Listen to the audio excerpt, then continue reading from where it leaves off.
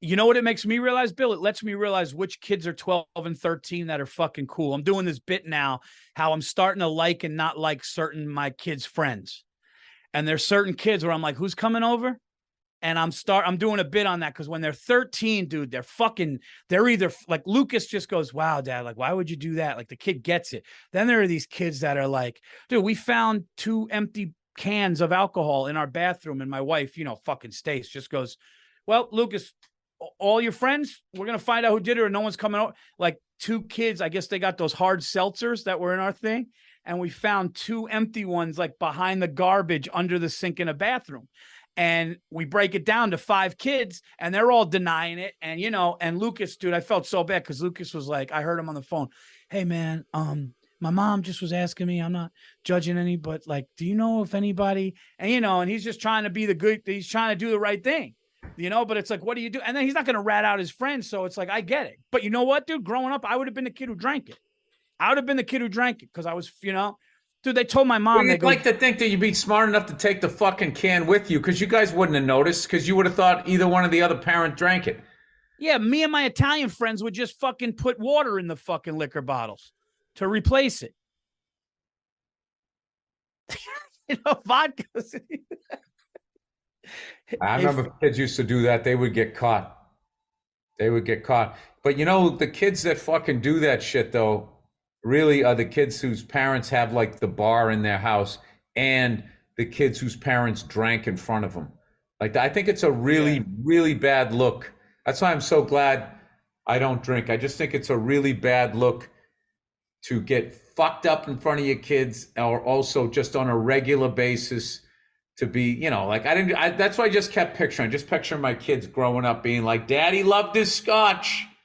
Dad always came home. He had 2 bourbons before he said a word to anybody. Like, I don't want to be that guy. No, yeah. I was that guy. I had a friend go, yeah, my dad would pack us all in the car on the holidays hammered and drive us to parties. And he was hammered. And I was just like, they remember like a family of 5 or 6, dude, in the 70s. Everybody get in. And your dad's just fucking red in the face, hammered, driving his entire fucking family. Yeah, and then all that kid's friends thought his dad was cool, and then you get older and you have a baby, and then you're like, what the fuck was he thinking? Yeah, dude. Like, yeah, no, absolutely, man. Dude, I had a Spanish teacher call me at 6 a.m. and go, Paul needs to make it to class today. And like, she was like exotic looking.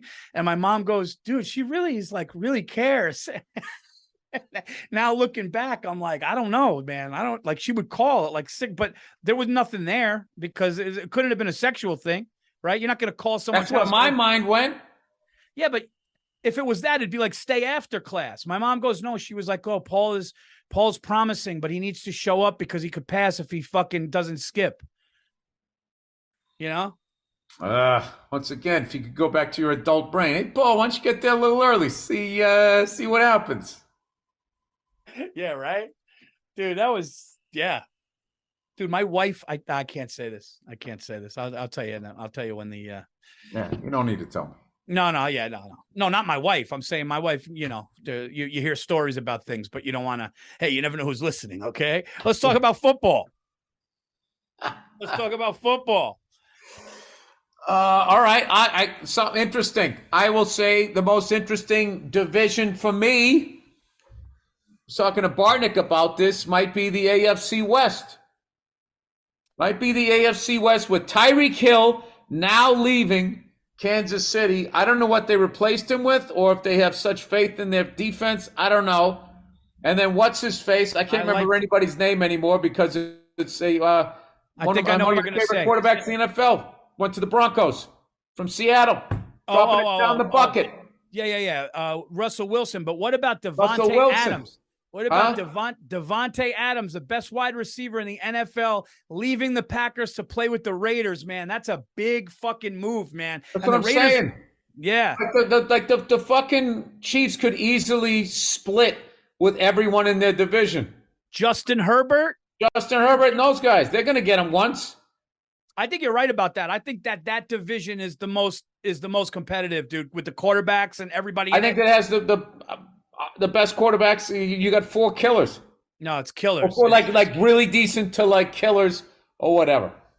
But here's the team that can snipe one of them out.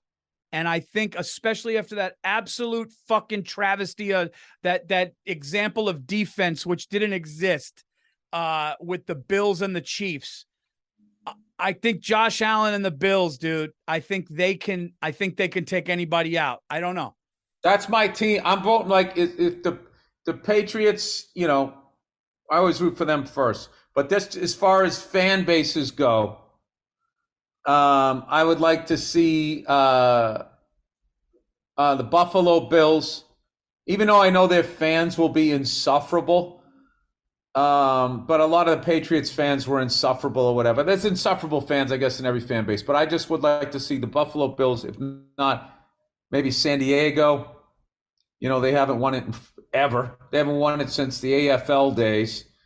So I'm kind of, as far as the AFC goes, and as far as the NFC, I don't know. I don't know who's like what's. I'm always paying attention to the Americans, the American Football League, the American League in baseball. What's going out there in the National Football? What's going on in your division? What used to be known as the Black and Blue Division.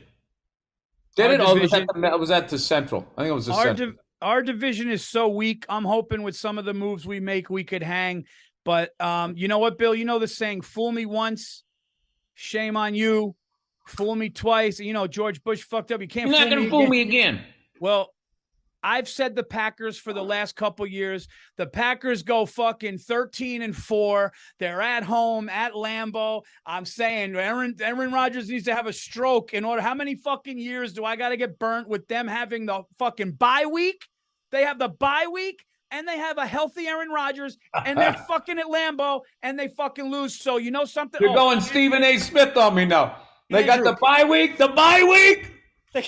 Yeah, I'm done, dude. I hate to say it. I love Aaron Rodgers. I have put my fucking eggs in. I put all my eggs in that fucking basket, and they always seem to fucking not be the NFC team. So I think it'll be another NFC team. Andrew, can you show me and Bill the thing? 49ers, maybe?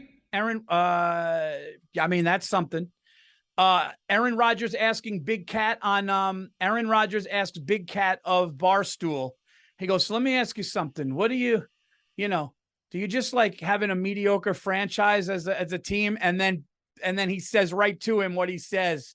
See if you could find that. Aaron Rodgers and Big Cat. Dude, Bill, this is like, he goes right back at him. Rodgers did that thing of like, so what do you think about like just being a Bears fan? Always just. And then he goes back at him and says something. And it was, they kind of had fun with it, but it was just like, yeah, you kind of always lose, you know, when you need to win. And my favorite Big Cat story is when he went to, I think it was at the game we were at, the Michigan Wolverines game at the Big House against, who did we see when they played? Was it Wisconsin? I want to say that's his team. Whoever they played was his Big Ten team, and he stormed out of that place midway through, like towards the end of the third, beginning of fourth quarter, just screaming, "Fucking chicken shit football! That is chicken shit football!" Like he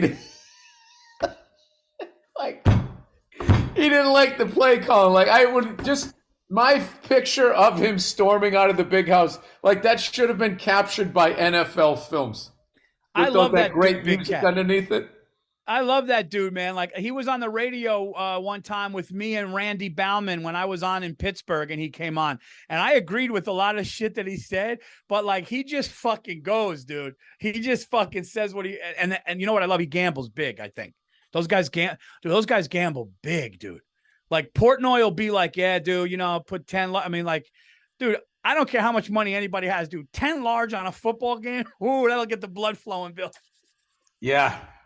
No, those guys, those guys took the floaties off a long time ago. You find it out or no? They're in the deep water.